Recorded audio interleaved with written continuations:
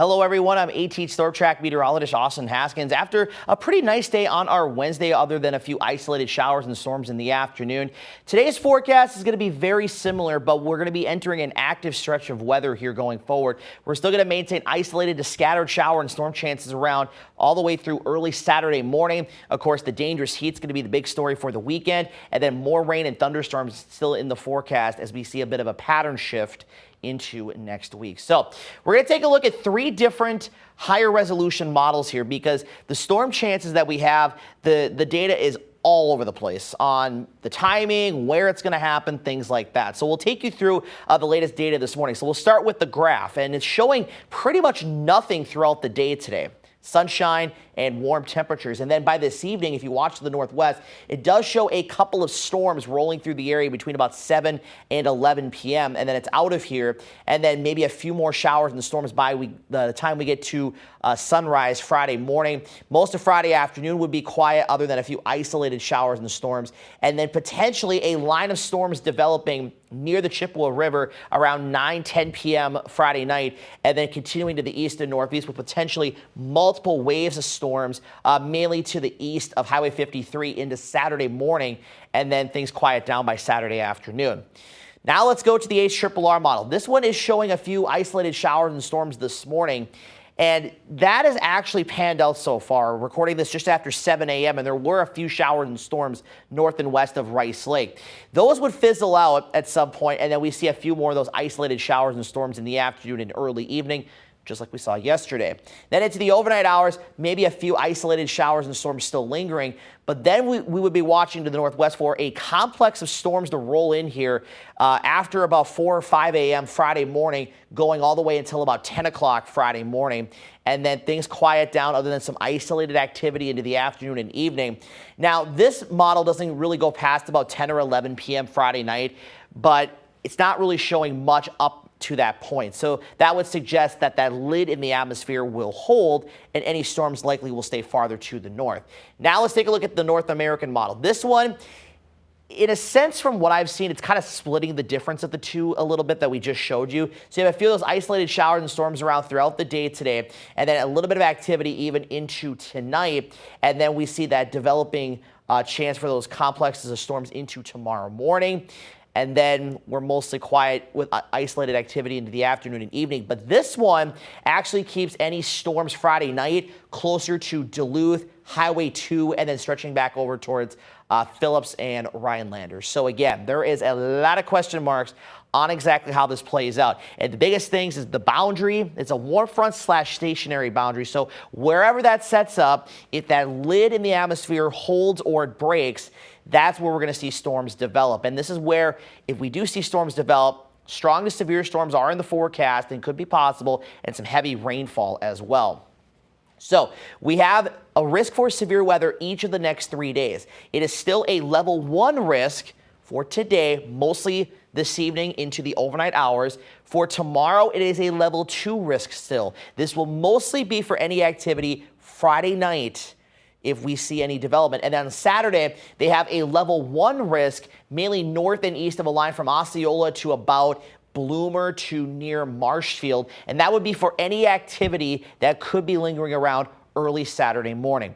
So breaking down the hazards for today, not expecting a risk for tornadoes, but we could see some hail up to about quarter size and winds up to 65 miles per hour. That is on the low end of the scale.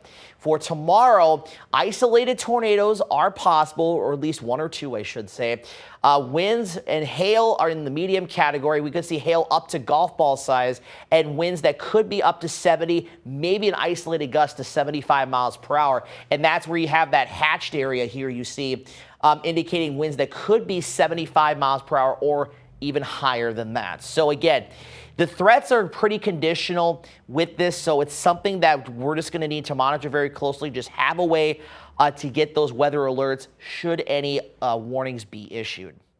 And then the other story is the heat. We have an extreme heat watch in place for nearly the entire area. The areas in maroon or dark red there.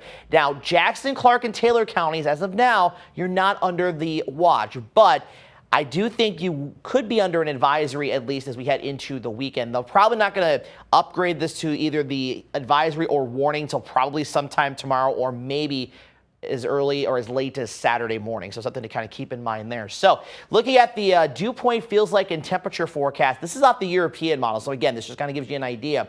But you see how the dew points already by the afternoon tomorrow pushing towards 70 degrees. And then Saturday morning temperatures in the upper 70s, dew points low 70s. And then you see by the afternoon, printing 94 with a dew point of 75, pushing that heat index up to 104. And then you can see doesn't cool much Sunday night or into Sunday morning, lows around 80 degrees, and then we're back into the 90s again with those 70s dew points. And then we do drop a little bit into Monday as we see a cold front come through with some storm chances. And again, this is just one computer model, but this gives you a general idea of what we're going to be looking at as we head into the weekend. So again, breaking down everything I just talked about. Chance for showers and storms, potential for more than one round between today, tonight, Friday morning, and then again Friday night into early Saturday morning. Severe storms are possible. All hazards do exist, especially if we see anything Friday night. But again, as I talked about, models differ on the storms, the timing, the coverage, the position of the boundary, etc. And then, of course, for the weekend, the dangerous heat. So a lot to kind of unfold here over the next couple of days. And if you read the discussion I have here in this web story, I did attach some graphics regards to the heat safety, and you can read those there. But just keep that in mind if you're going to be outdoors this weekend or if you're finding ways to stay cool as well. So hometown forecast today, high temperatures, upper 70s, low 80s northeast, but most of us will be back into the mid 80s again. Your number could vary a degree or two depending on the coverage of any isolated storms. Tonight, back into the 60s for low temperatures. Now tomorrow, with the warm front, cloud cover, and storms around, we're going to see temperatures ranging from mid-70s northeast to the mid-80s south and west. So there will be a little bit of a range as we go throughout the day. For Saturday, we're looking at highs generally between about 90 and 95 degrees, maybe just shy of 90 in Medford. And then for Sunday, temperatures about the same, maybe a degree cooler in a couple of spots, but it's really not going to matter at that point when you have the dew points as high as they're going to be. Down to 85 on Monday, still very humid with shower and storm chances returning. And then we'll keep shower and storm chances around Tuesday into Wednesday as the jet stream slides east and we see a more active weather pattern with low pressures riding the jet stream and also a boundary that's going to set up too potentially that could bring multiple waves of rain and storms. Some heavy rain could be possible, but still too early to say if we'll have any severe weather. So lots going on here in the short term and in the long term, so be sure to stay with us for updates.